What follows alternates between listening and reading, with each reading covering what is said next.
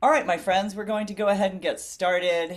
And I'm so grateful to all of you for being here today. And of course, especially grateful to Dr. Natali Edmonds, who has been a hero of mine for a long time.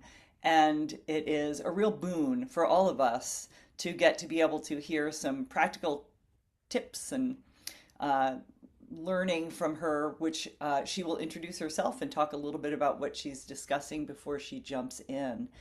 I want to just settle us all, and just as a group, if we could all just take three big breaths and just be in the room together. So we're going to go ahead and breathe in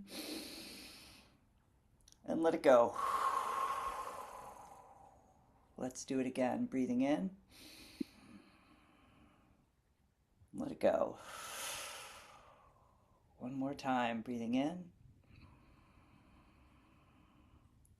Ah, there we are. A great reset for those of us who are caregivers. An even better reset if we hold the hands of the person that we support and we breathe together. Does wonders to reduce our cortisol and help us be present in the moment. If you wouldn't mind, please, typing into the chat where you're joining us from today. And also, what is your role? Are you a family caregiver, a consultant? Are you working in long-term care? Terry, it looks like you wanted to ask something before we get started. Do you know I can't hear you? It looks like you're muted. Yeah, can't hear you, Terry, but if you type something into the chat, we'll be able. Oh, there you are. Hi, no, I don't know what I'm doing. I just joined. Oh, okay. All right. Sorry. Oh, I'm yeah, no sorry. worries at all. That's Hi, fine. thank you though for being here. I appreciate you. Yeah, you betcha. All right. One last little, just the way that, little bit about the way that we're doing things today. So Dr. Natalie is just going to be speaking. She's going to be checking in with the chat from time to time. So if you have questions as she's going along, best would be if you type them into the chat. That said, we're very intentional about having this be a group session where everybody can see each other so that if at any point in time she says something and you instantly have a follow-on question, it's okay to pop in and ask that. But it would probably help her flow if we put things into the chat. And then at the end, we'll just open up the room to questions as well. So I am not why you are here. You are here to hear Dr. Natali Edmonds. And so, Natali, take it away. Okay, I'm so excited. Hello, everybody. Thank you, Bill and Allison from Zinnia. I am a huge Zinnia TV fan, and so many of the people I work with turn to Zinnia TV to help with their loved ones. And so I'm just honored to be here and to talk with all of you today. For sure, please, please, please, as I'm talking and sharing information, if you have thoughts or questions, just leave them in the chat as I'm talking, and I'm going to do my best to really answer as many of them as I can. I want all of you to get what you want out of this talk today. And just excited to be here with all of you. I see somebody's from Tucson. I'm based in Phoenix, Arizona, but I help people all over the world because we're all virtual online, which is such a beautiful, amazing thing. But what I thought I would talk about today are behaviors. Like, who here is caring for a loved one and they have some strange, confusing, challenging behaviors? And sometimes it feels like, what in the world is this about? What am I supposed to do? Does anybody deal with that with their loved one? Are we all good? Yes. Okay. I see a couple of thumbs. So I definitely wanted to talk about like why dementia behaviors in particular, why they make perfect sense. So I know they seem super confusing, but actually when we understand them, we can realize, oh, I get what's going on here. So for instance, perhaps you're caring for somebody and maybe they don't want to shower or they're asking the same question over and over again. They're accusing you of something that's not true, of stealing. Maybe they don't want your help or they think nothing is wrong with them. These are things that when caregivers first come talk to me, they ask questions like, how do I get my loved one to shower? How do I get them to change? How do I get them to stop? And then they insert whatever it is that they're dealing with. But my hope for you is that we stop asking that question. We stop trying to figure out, how do I stop the behavior? How do I stop them from arguing, from pushing back, from resisting? And instead, we start asking, what might be underneath this behavior? What might they be trying to communicate? Because if we take one behavior, for instance, we can take the behavior of maybe somebody not wanting to shower or bathe. A person with dementia who doesn't want to shower or bathe, two of those people could be not wanting to shower or bathe for two completely different reasons. So somebody might be afraid of the water. Somebody might think they've already showered. Somebody might feel embarrassed that they need help or have to get undressed in front of somebody. Somebody might simply just hate being cold. The behaviors can look exactly the same across a lot of people with dementia, but the cause underneath the behavior, that's what's different.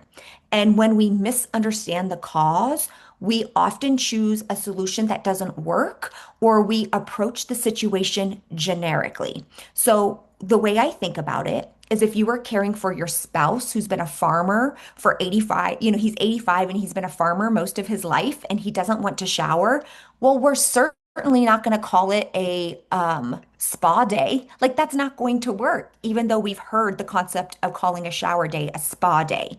Like, that strategy might work beautifully for somebody else, but that's not going to work for your spouse, right? So there is no one size fits all approach to dementia behaviors. And the way I like to think about it is eyeglasses. So low vision is the symptom, but we don't give everybody with low vision the same prescription. If we did, it would likely make things worse. We want to match the treatment and the strategy with the person that we are caring for, right?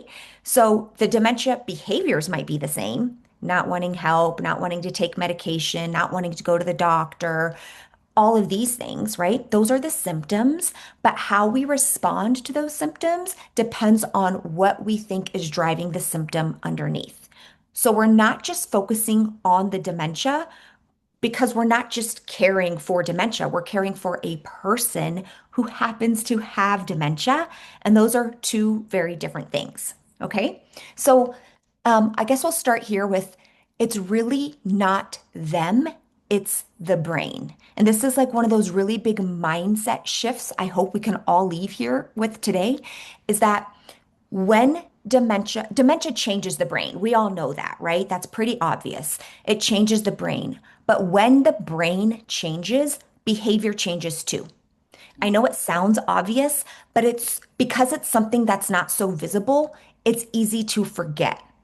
We know this intuitively when it comes to other health conditions, right? When somebody's lungs start to change or diminish, we know we expect some symptoms: difficulty breathing, shallow breathing, short of breath, right? When somebody's kidneys change, we expect symptoms.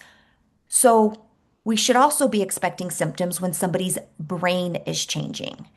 And it's hard because we don't see it. Sometimes we think things like, oh, maybe they're being stubborn, or they're doing this on purpose, or they're just being lazy, or they like, does anybody here think like, oh, they've always been this way, or they're doing this on purpose, right? And so what I want to do is I want to take some of the behaviors that sound completely irrational or confusing or frustrating, and I want to help them make sense to us. So let's first talk about some common frustrating behaviors. And you can let me know in the chat if your loved one does any of these behaviors, if you've noticed them. So the first one I like to call show timing. And I'll use the example of a Careblazer, Lisa, who is caring for her husband with dementia. And every single time, like, Lisa did so much for her husband, but every time she took her husband to the doctor, he looks great. He answers the doctor's questions. He smiles. He can even joke around with the doctor. And at the end of the appointment, the doctor's like, oh, he looks pretty good. He's doing well, right? Or friends would stop by to visit, or family members who don't spend as much time with, your loved one as you do. And so they come and visit and they think, oh, dad's doing great or Jim's doing wonderful. And it's like they do better with everybody else, but for you, it's so much more challenge. And it's easy to think in that situation, oh, they're just doing this on purpose. How can he act so normal? This is what Lisa was like. He acts so normal around everybody else. And then when it's just me, it's like he can't do anything for himself. So he must be doing this on purpose. But that's not what's happening. It's not manipulation. It's the symptoms show timing. And so people with dementia can pull themselves together for short periods of time, especially around people that I don't see very often or in situations that are practiced and have very clear norms. So, like maybe going to church, seeing the doctor, talking to neighbors briefly. Also, a lot of these appointments and these interactions are much shorter than the time frame that you're with them.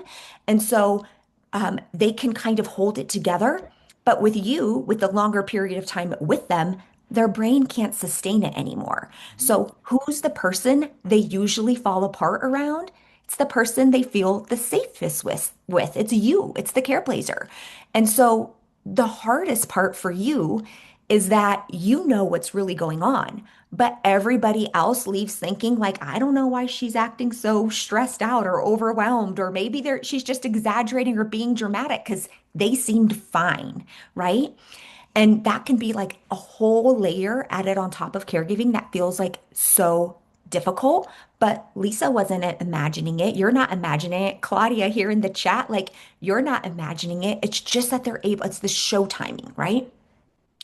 Another really common symptom for people with dementia that happens in up to 75% of people who have dementia at some point, they develop a condition where it looks like they're just in total denial. I don't know if anybody here thinks their loved one seems to be in denial. Like they think, well, nothing's wrong with me. I don't need your help. Doctor doesn't know what they're talking about. I can still drive. Why can't I drive? It's like they think that they can do well beyond what they're able to do. So maybe they're in denial of their ability level, or maybe they're in denial of their actual diagnosis. But the truth is, it's not denial at all, even though it looks exactly like it. It's a condition called anosognosia. It's a weird, funny word, but what it means is just lack of awareness. Yes, Barbara, you got it. Exactly. And so it is truly outside of their control. It is a neurological condition that they are not able to understand or see. And so it's important to understand that if somebody has this condition, you're not going to be able to explain to them they have dementia or explain to them that they're not safe to drive a car. In their viewpoint, they just don't get it, right? They're just not going to be able to understand. So we have to look for new ways. I like to, for us, like as the Careblazers, I like to think, okay, imagine all of a sudden if somebody came up to you and they were like, Allyson, it's time to shower. Let's go. And tried to get you into the bathroom. Like, no way. You would push back. You would fight. You would yell. You would want to get away because you don't need that help. That is exactly what it feels like for the person with dementia when they have this condition. And the longer somebody has dementia, the more likely it is they are going to develop this condition, right? And then we'll just do two more common symptoms that are kind of very hard cause a lot of frustration for family caregivers, especially. Confabulation, another weird, strange word, but it can be very frustrating for us. And it's basically when it basically looks like they're lying. If you think your loved one is lying, it could be that they have confabulation. So maybe a family member calls them on the phone and they tell them, oh, they say that you never give them their favorite treat. Or a family member calls them and they're in a care facility and they say that you never come by and visit them. Maybe they say that you are stealing their money or stole their purse. Those are statements that are kind of feel like such personal attacks that it's easy to think they must be lying. But the truth is, their brain is trying to fill in missing pieces. Like the brain doesn't like the empty spaces. So when the memory starts to disappear, their brain is making up a story that makes sense to that person. And you are the one that is mostly around all of the time. So they're not trying to deceive you or make everybody question you. Their brain is just trying to make sense when it can't store the right information the way that it did, right? And then another thing, oh, and I see here from Kathy praying to get a formal diagnosis, like up to 75% of people, the majority of people with dementia do not have a formal diagnosis of dementia. And we can talk about why that is later. It's actually really challenging to get a formal diagnosis. So if anybody's interested in more information about that, we can talk about that here in the, when I'm done with this kind of, presentation piece. But the last symptom I really want to talk about, because it is a symptom that can literally save your loved ones' lives, is something called delirium. And this is basically where a person with dementia suddenly, abruptly, very significantly starts to have a significant change. The ones we notice the most are hyper delirium, where they become much more agitated, much more confused, maybe even aggressive. And it can be easy to just assume that that behavior is the dementia progressing and getting worse. However, if it is sudden and abrupt, please, please, please always talk to their doctor because it could be delirium.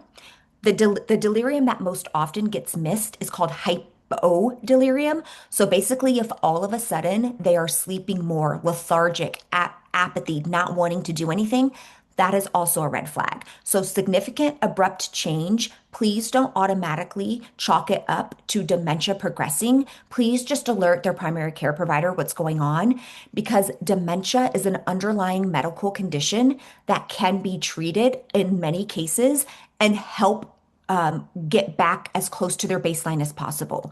Common things that cause delirium are an underlying infection, most commonly, especially in females, a urinary tract infection. Dehydration. So we're in the summer months. If they're not getting enough water, it can literally look like their dementia is getting worse. Medication changes. Even a big change in the environment can lead to a temporary kind of delirium. So it's easy when somebody has dementia and has many problems to just assume all of their problems are related to dementia. But I just want to make sure it's very clear, not all changes in behaviors are necessarily due to dementia. They can get medical conditions just like us, okay? And I see here, Terry, my husband says I'm cheating on him and I never leave. This is what we would call a delusion. So, a delusion is a fixed belief that somebody believes so strongly, and there is no evidence you can give them that will change their mind. So again, like from our viewpoint, we often lean to logic. We want to lean on logic and rational explanations, and those do not work majority of the time when it comes to somebody who has dementia. So when we're thinking about delusions, show timing, confabulation, anosognosia, delirium, all of these things that can feel so personal, they are easily mistaken as somebody just being difficult, but truly that's the symptom of the brain changing. And that's why it's important that we stop asking, like, what's wrong with them, right? And we start realizing this is their brain. What is happening in their brain? Because once we start to shift our mindset there, it can change the way we feel about it. We can start to feel less resentful toward them, less taking it as if they are doing this on purpose. And we can start understanding this is the symptom of the medical condition. So behavior, dementia-related behaviors, that's the smoke. We're not going to go chase the smoke. Our job is to find the fire. What is causing that fire? Then we can put it out there. At the very least, maybe reduce the intensity, like how strong that behavior feels or how often that behavior happens. So my goal for all of you would be, how can we become a dementia detective, right?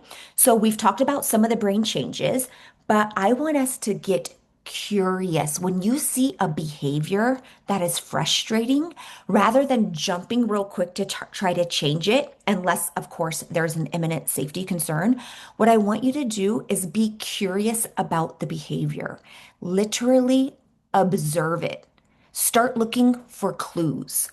Many behaviors, they're not random, they are not out of nowhere. They're usually trying to tell us something. And so, there in my work, in my experience, I have found that there are five big behavior triggers. I want to run through all five of them with you. And I want you to be thinking in your head of a challenging situation, a challenging behavior, ideally one that happens over and over again. And I want you to ask yourself as you hear these triggers if you think that might be going on. So you can just leave it in the chat like, oh, for sure, that trigger is it. So the first one I want to talk about is one that barely ever gets mentioned, and it's called basically relationship strain. It's the relationship. So think about this. As great, amazing caregivers, you are trying to do whatever you can to keep your loved ones safe. You're trying to care for them, and they need help. They really do. But over the years, what ends up happening is like you are the person reminding them to take their medicine. It's time to take a shower. Please change your clothes.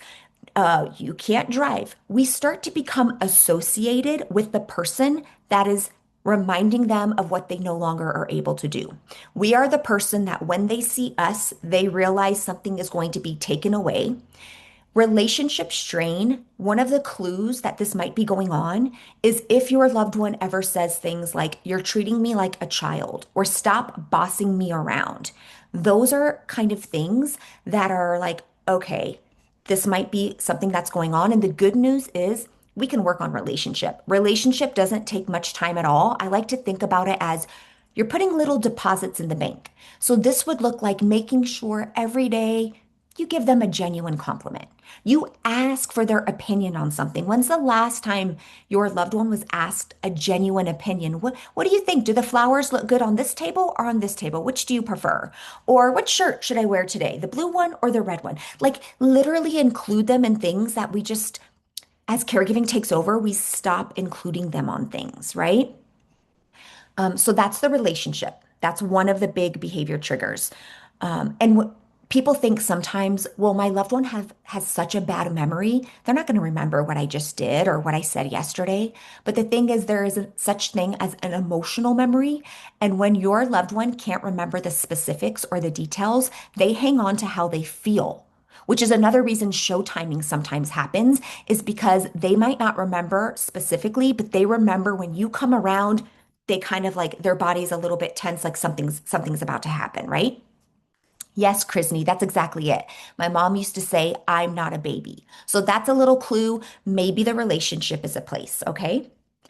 Another trigger, we've already talked about this briefly, but a huge trigger for behaviors is anosognosia.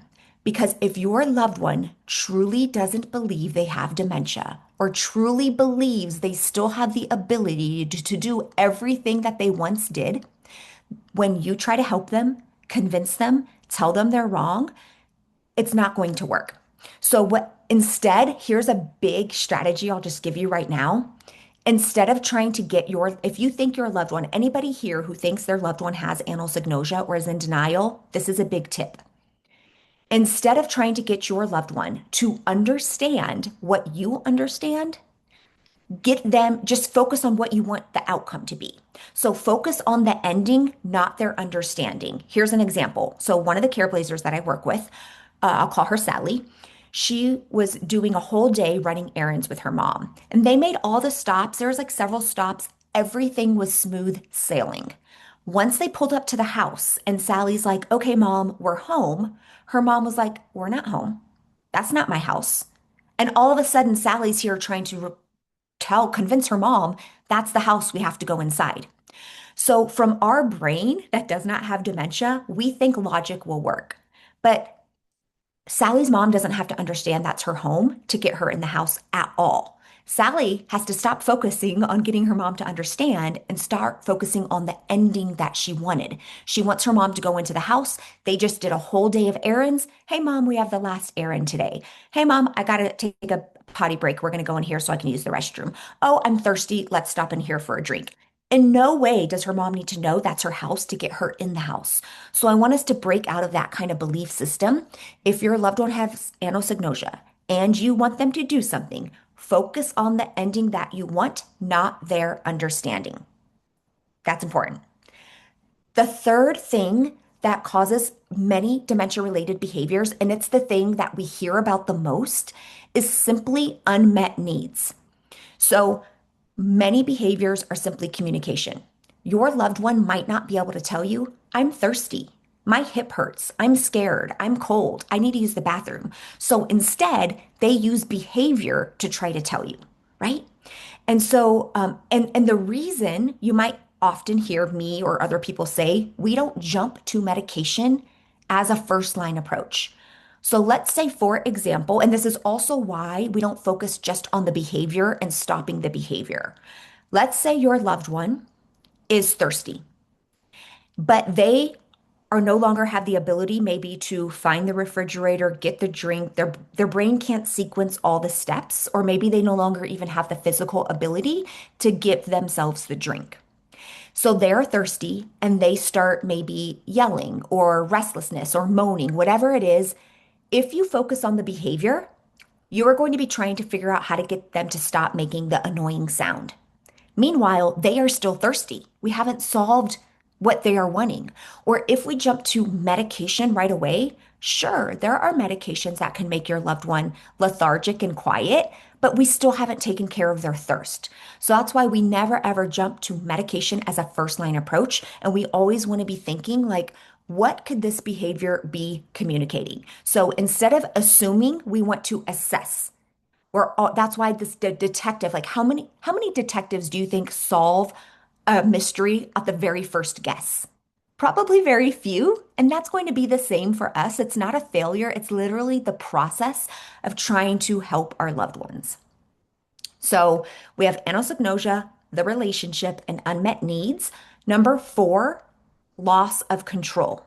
This is also doesn't get talked about a lot.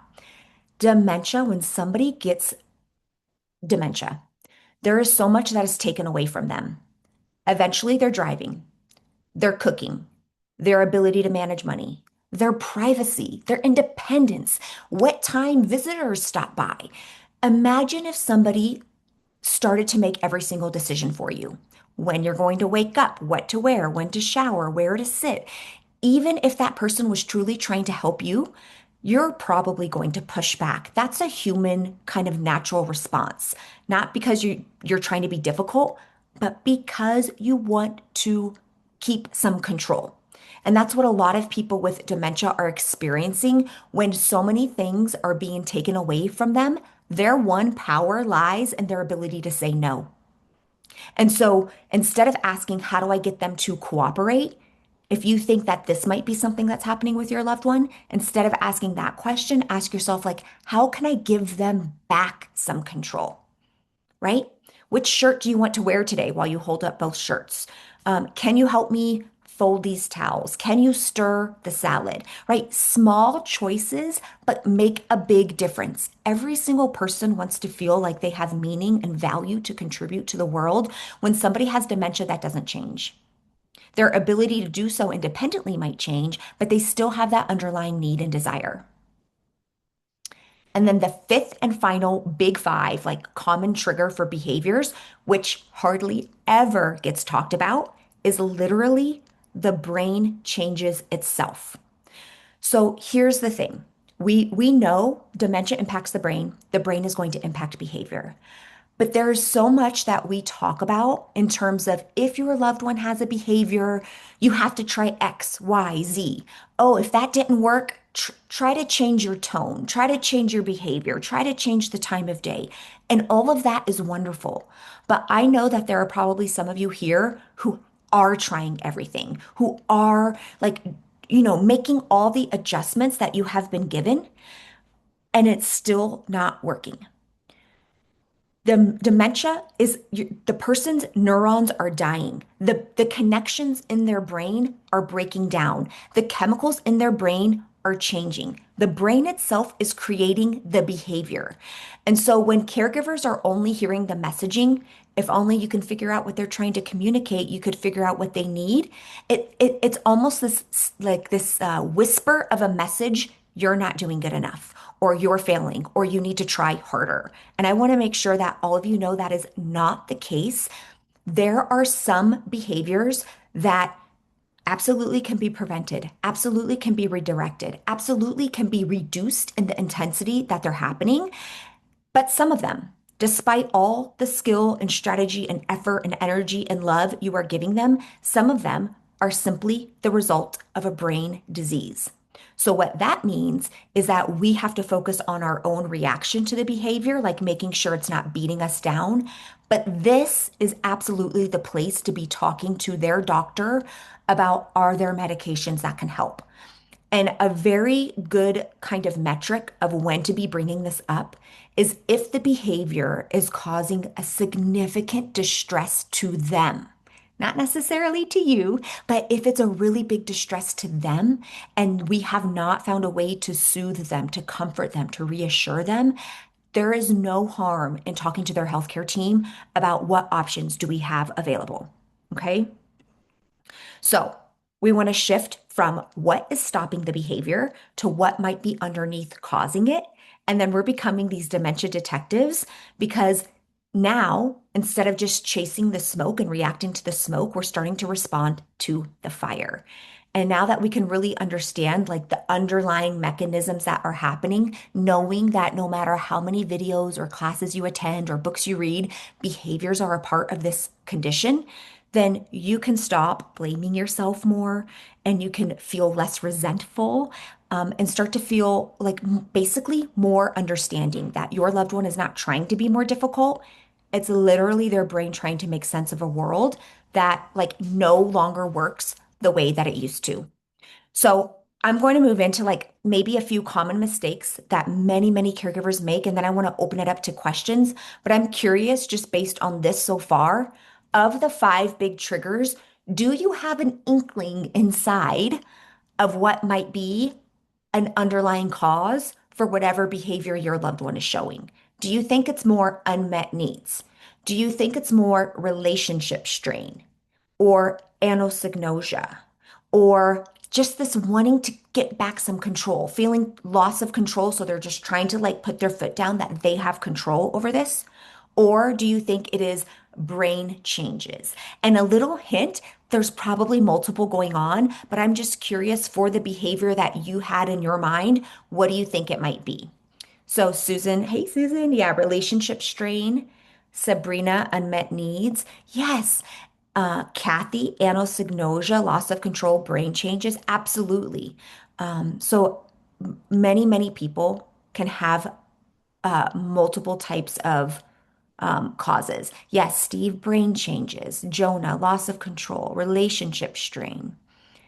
So hopefully already you picked up a little bit of like, based on the one you think it is, the tip you can use. So for Callie, loss of control, how do I input little more control into their life?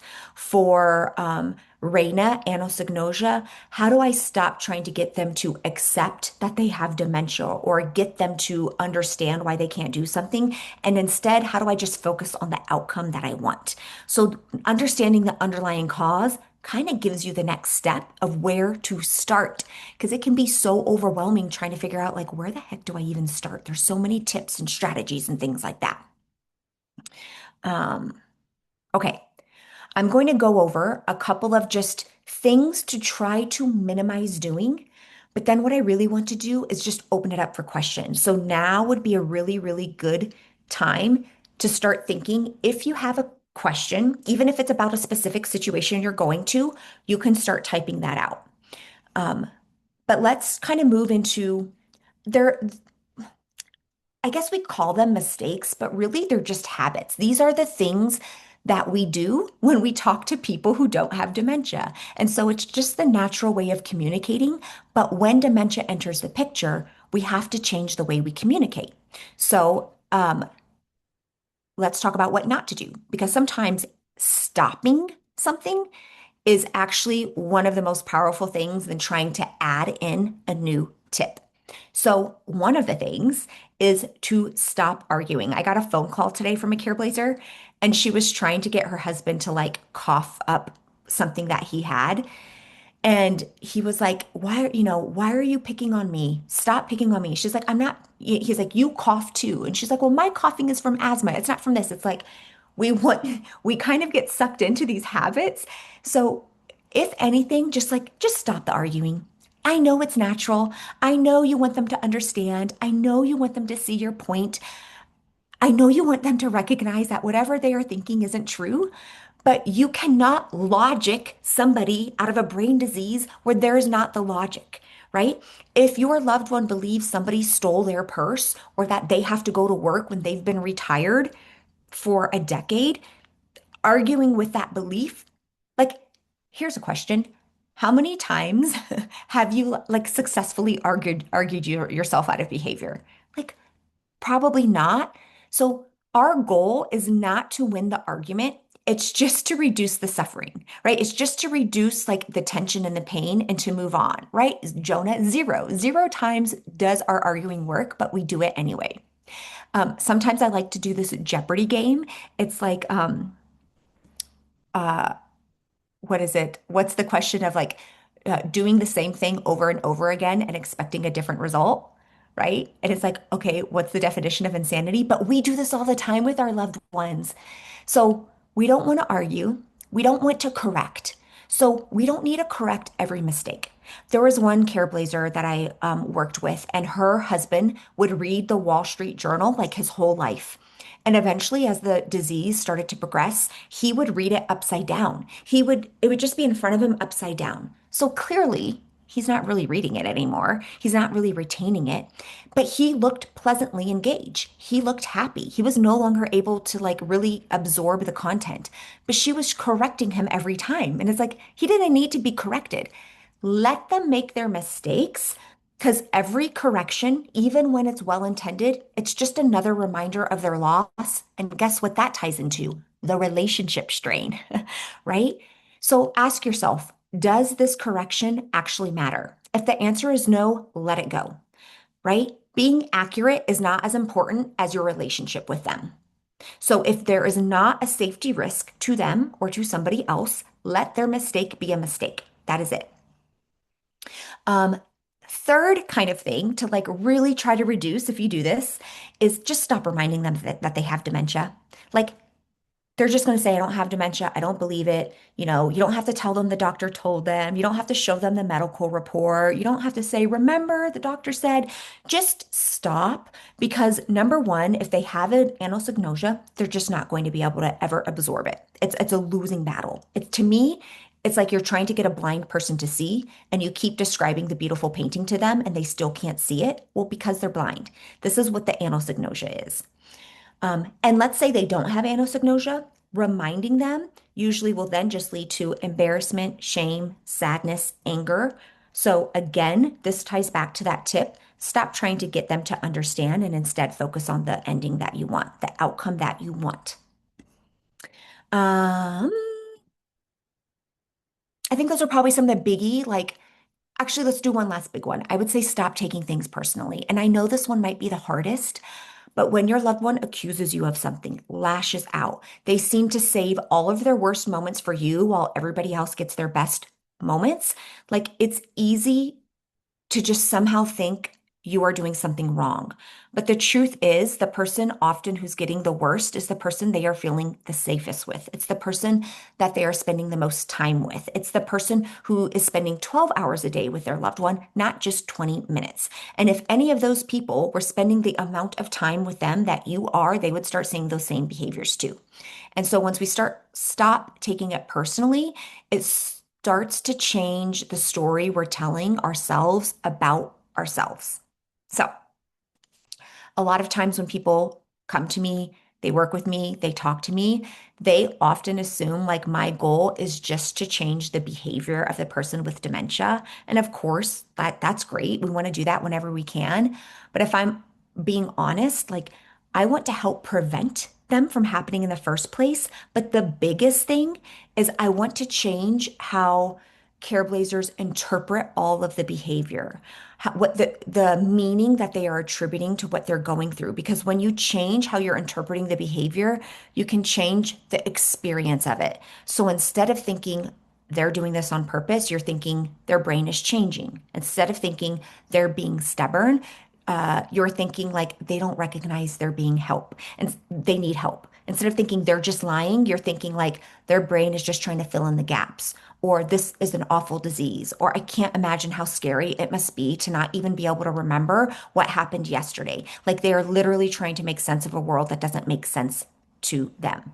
And when we have thoughts like that, that feels so much better than they're doing this on purpose, they're resentful, they've always been difficult. That doesn't feel good. And here's the secret to all of it. When you change your thoughts in that way, who benefits? Who benefits from those thoughts being changed? We often think like, oh, but then my loved one's getting away with something, right? No, you benefit. You are the person who benefits the most because you are the person who is living with those thoughts every single day. So changing the way you think about caregiving your loved one, dementia, it's not going to make it easy. There is nothing that we are going to do to erase the grief, the exhaustion, all of that, but it can definitely help us feel better as we are going through it, and that absolutely benefits you. Okay? Yes, Allison, everybody benefits. You got it. So, what I want to do now is I'm going to just go to the chat, or I don't know, Allison, if they can unmute and ask questions. I would love to. And I realize we have limited time here today. So, there are so many strategies. I personally believe there is always something we can do to help a really difficult caregiving situation. Obviously, we can't do that in this hour today, but I do have a book coming out in October. You can pre-order it now, and it's called the Dementia Care Toolkit, and it is literally filled with the strategies that you can do to address the difficult dementia behaviors, but most importantly, to address the difficult emotional grief, sadness, resentment, and frustration that we feel as careblazers. So just know that that's available as well. And I'm just going to stop talking and go into the chat. All right. Yes. When you change the way you look at things, the things you look at change. From Dr. Wayne Dwyer, who is a fellow psychologist as well. I love that. The late Dr. Wayne Dwyer. Um, okay, let's go to Jonah. I'm just like randomly choosing what's in front of me here. My grandmother is so sweet, and the biggest thing we deal with is eating slash drinking. She always forgets she's drinking or eating, and I have to keep telling her to continue, and she is always trying to give me her food or coffee. You have to try this. She doesn't realize it's for her, and I have my own plate of food. Okay, perfect. So, Jonah, some things that I would say here is you can use like she wants to share with you. She wants to make sure you're tasting the delicious food and drink as well. You could do the same as her. Here, try this, right? Also, it's okay if she needs reminders. Where it might be a different strategy is she getting frustrated with your reminders? If she's not getting frustrated with your reminders, remind her all day long. Also, make it really easy for her to eat and drink. It might need to be in her visual field of view. So putting it in like a cup on the wherever she's sitting. Maybe even getting a fun cup with like pictures of her grandkids or her pet. Thinking outside the box, like there are many ways we can get somebody liquids. It could be like popsicles that we've created, watermelon, fruit, lettuce, things like that. So, yes, just share a bite to make my mom happy. I love that, Krisney. So often, if she is saying, you have to try this, try it and give it right back to her. And then you can do the same to her. Um, so sometimes there are behaviors that are really needing a big shift in a strategy. And sometimes it's just basically this is a behavior where we just know we can repeat. Here's the thing, we can repeat the same strategy over and over so long as it's working. And the way that you know it's working is based on how your loved one responds. So if Jonah, your grandmother, is totally fine with how you're doing it, she doesn't seem to get visibly upset, by all means, just keep reminding her, oh, here, I made you this drink. You literally can like just pick up the same cup and put it right down in front of her and say, oh, here you go. I got you, a drink. So that's just kind of a thought. But I want to pause and go to Allison. Um, yes, thank you for that. the two things I wanted to say. One is on that topic, a recording that I watched of a woman with dementia talking about how hard it is for her to eat and drink when there is any distraction.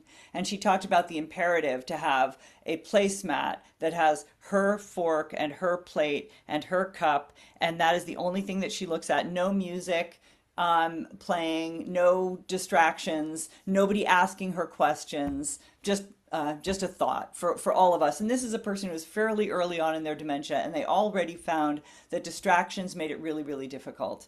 The other thing, which could be a distraction, but I think it's kind of a nice distraction, is that in our activity of daily living channel, we have videos that are just Kathy eating. And it's just somebody who is sitting there eating with a fork or eating with their fingers.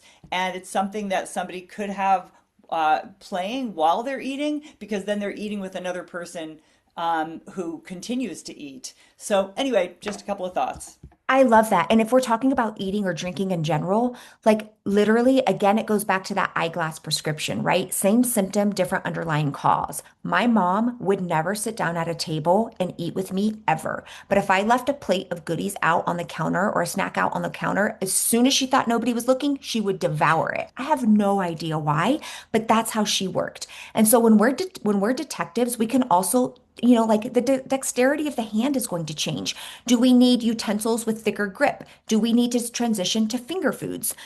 My dad, he hated if there was a lot of food on the plate. If it looked overwhelming, he wasn't going to eat. But if I just put a little bit on there, he would eat. And that's the whole point of like we can't just prescribe one thing for everybody who doesn't want to eat or drink.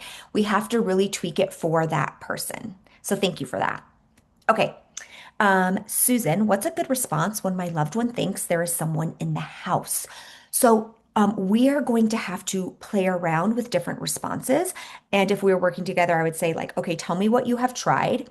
Whatever you try, if it seems to make it worse, then we know that's not the right approach. If you try something and they seem to accept it a little bit better, then we know that we can work on that one. So for me, like my first thought is somebody's in the house. I would wonder, like, what's the emotion underneath the thought? Is it fear? Is it like, are they scared? Then you can say, you know what? I don't know who your loved one is, but like if it's your spouse or something, like, it's okay, honey, I'm going to go check on it right here. You just stay right here. I'm going to go check on it. Leave the room for a little bit, come out. We're all good. It's just us, me and you. Let's watch a show, right? If they are just like kind of curious, like, somebody's in the house, you know what? Let me go check. Oh, you know what? Nobody's here. Ah, that's strange, right? Like, so always be thinking, like, what's the emotion underneath whatever they are saying, and how do we match our response to that emotion? So the way we respond when somebody's scared is different than the way we respond when somebody might just be curious, or the way we respond when somebody is like very angry. Um, Okay, Benny, is there a protocol for how healthcare workers should address our loved ones, keeping their dignity? Some say sweetheart, sugar pie. Sometimes I think it's unprofessional for a 30-year-old nurse or CNA to address a 70-plus-year-old proud patient like that. Okay, this is people have different opinions on it. But again, you guys are going to hate me. It really depends on the person. I'm talking about the person with dementia and their family member. So, Benny, if your loved one is in a care facility and it bothers you that they are calling your loved one a sweetheart or sugar pie, then you can have a conversation with them and say, I really prefer it if you call them this.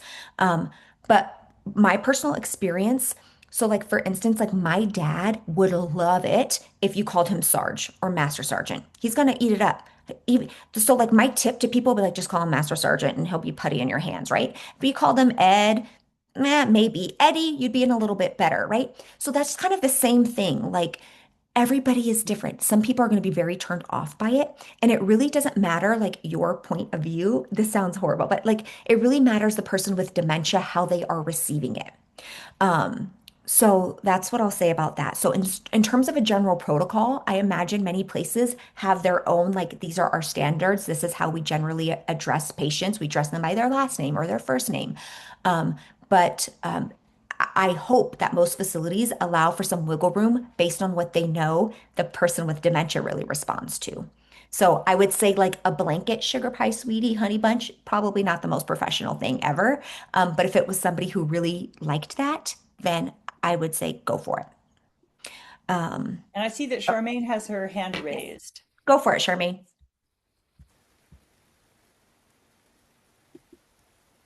And you're muted. Okay, there you go. All right, so I had a question, well, two questions if you don't mind. So the first question is how to handle the situation where my aunt thinks that she goes to the bathroom every 30 minutes and keeps insisting that she needs to go to the doctor. So just to be sure, I recorded the data of frequency of how often she goes to the bathroom, and it's not that often. At her last visit, we did talk about it with the doctor, and he explained to her that a lot of the medication for overactive bladder could make her memory worse. So at that visit, she said, "Oh, I don't want any medicine for that because I don't want that to happen to me." But then she keeps, going back to, "I need to go to the doctor." One of, I guess, is a plus about it is when she has complaints, she doesn't direct them, think it's to me. She'll say, I told the lady at the facility, though she lives in my house, that I need to go to the doctor about me keep going to the bathroom. And she keeps telling me she's going to tell my doctor, but we haven't gone yet. And I just don't Okay. know what to do with this situation. Okay. So it has been ruled out that she doesn't have a UTI or anything like that. No, that's Oh, already been ruled out, yes. okay. But it sounds like her memory is pretty good. No. Okay. I, I, her, I think her, I think her, I think it might be time. I think her sense of time might be off. So she might be thinking she's going more often than she is because of time. You know what I mean? Her Uh-huh. sense of time is skewed because Yeah. she'll be at the senior center and she'll think she's been there for hours and she'll call me and say, "When is someone picking me up?" But it's not even close to time to be picked up. She hasn't even been there that long. But how does she respond, like in that situation or the bathroom situation? Oh, that's happening soon, or that's not quite yet. Let's come over here. Or that's, even having a calendar with like the time. How does she respond? Does she get agitated and angry, or does she just accept it? What do you mean to the bath? Like she gets up and goes to the bathroom herself. Okay. And I've What's the just been problem then? tracking how often she goes, but she's reporting, I need to go to the doctor because I go to the bathroom every 30 Right. minutes. Something So wrong with me. however you respond to her, I don't know what you say when she says, I need to go to the doctor. What do you say? I say, "Oh, okay, we'll keep track of it and I'll let your doctor know." Okay. And then And, she'll follow up with me and say, yeah, I still need to go to the doctor. I'm still going to the bathroom every 30 minutes. and Like it'll Charmaine, come does she back actually around in a have couple of any weeks. future doctor appointments? It's a couple of months down the line That's because the appointment. We have an appointment on this date, right? okay, Yeah, we could try it like that. Oh, we put an appointment on the calendar. It's on this date. Here you go. It's right here, right? okay, Or the okay, doctor says it's not an emergency. He's going to look and see you here. Like play around with how you say it. But if she wants to okay, see the doctor, like we all know, I want to see the doctor. I can't get in, right? Like we all know that there's like this kind of waiting game, and so that might be something mm, that's like the appointment's made. That's the soonest that the doctor's getting you in the soonest possible. Here's the appointment. okay, And I'm Yeah. going to pop in for a second. We're Yep. going to hear from Gay, and I think that that's probably the last question that we have time for. However, I want to make sure that Dr. Natalie shares with the group how they can have time with her in the future. This was a great gift that she came here to be with us, but this is what she does. She leads groups with people who get to ask questions, and it's an amazing resource. So, Natalie, after you've responded to Gay, please do Yes. share a little bit about that. And I also want to share that I popped into the chat that we are hosting on July 23rd at 10 a.m. a sort of a social support session for you and your loved one to join on a call. We're going to watch a little bit of a Zinnia video together. We're going mhm, to talk about what we see, what are the connections that I make with what I saw on the screen. It's a pretty fun time and a great way to have some respite with, where you're both relaxed and enjoying yourselves. And then Gay, where'd you go? Okay, I'm here. There you are. Okay. Okay. I don't know where I went on the screen, but I know where I am on the screen for me. But I can hear okay. you. I see you Yeah. too. Okay. Thank you. Thank you, Natalie. I really appreciate the work that you're doing. I check in pretty often and use a lot of what you send in your Careblazer messages with the people I'm working with. I have questions about hallucinations. Okay. I had one family that was having really hard time with it. His wife, anything he tried just wasn't working. She was seeing bugs on the walls. She was terrified. She was hearing people in the house, breaking into the house, and he couldn't do anything about it. We tried all kinds of things and nothing was working. We finally had to resort to the medication. But what we Yeah. found out in looking at her history finally was that she'd been sexually abused as a child. Yeah. And I'm wondering, are you finding that that's when that can affect, a history can affect Yes. when people have unresolved hallucinations that just can't be moved? Yeah. Okay. So hallucinations can happen in any type of dementia, and in Lewy body dementia in particular, they're typically common, but we have to be careful. The typical medications we would give to Right. somebody with hallucinations cannot work the same in Lewy body. So just like as a side, talk to your doctor. Right. But yes, there was one woman who in the middle of the night would scream in terror every night, Yeah. and she thought she was being raped, and there was just nothing that could be done to like really tell her she wasn't being raped. But turns out this was a part of her history, right? Right. And Right. this is exactly the perfect situation of like, we do need to talk to the doctor about medicine to help with that. Like when the Okay. person is in such distress. So yeah, like sometimes you can think about dementia as like they start reversing their timeline of where they're living and how they're living, right? And so they sometimes think that they're living in a time of like decades ago. And so that can be more present now that the dementia is in place. And absolutely, um, Right. medication. Okay, and of course there can be different traumas that have gone on for both Yep. men and women. Yes. Okay, so that's one example. The other example I had was a woman who, what she discovered, her mother-in-law was always seeing these friends that were coming to visit that had died, and she finally, rather than trying to convince her that that wasn't that they died, blah blah blah, that never worked, obviously, and so what she did, she set up a tea party for them. Hmm. Yes. And they would have these tea parties, and she'd have a delightful time because she was learning about her mother-in-law's family, or whoever Yeah. it was he was having, because she would talk to them, of course. And as far Yeah. as she was concerned, they were responding, but she didn't fight it.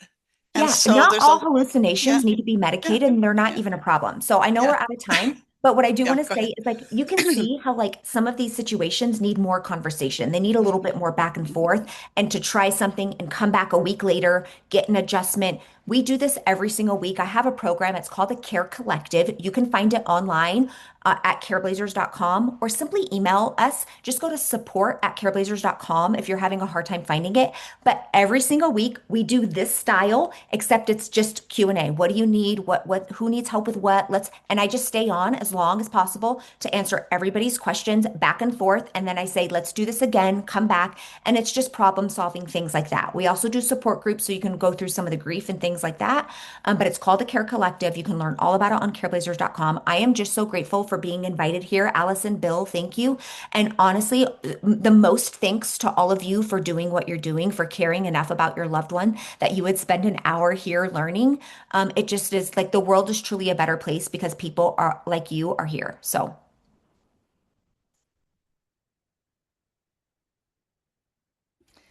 Thank you so much to Dr. Natalie, especially, and I would say equally, to all of you, because you bring insights to each other. There were some brilliant offerings in the chat from people who have been there and done that and figured something out. And that's the way it rolls, is that we're here to help each other. This recording, as I mentioned earlier, will be posted in our YouTube channel, and I believe Dr. Natalie will be posting it as well. And you should feel safe that the chat, somebody asked about this, the chat is not included in the recording. So you can share it with those people who think that you're the problem. love that. Okay, that's it for today. I'll be sending out the recording, and along with that, I will be sending out links to upcoming sessions so that you can keep living, loving, and learning. Thank you, everybody. Have a beautiful rest of the day.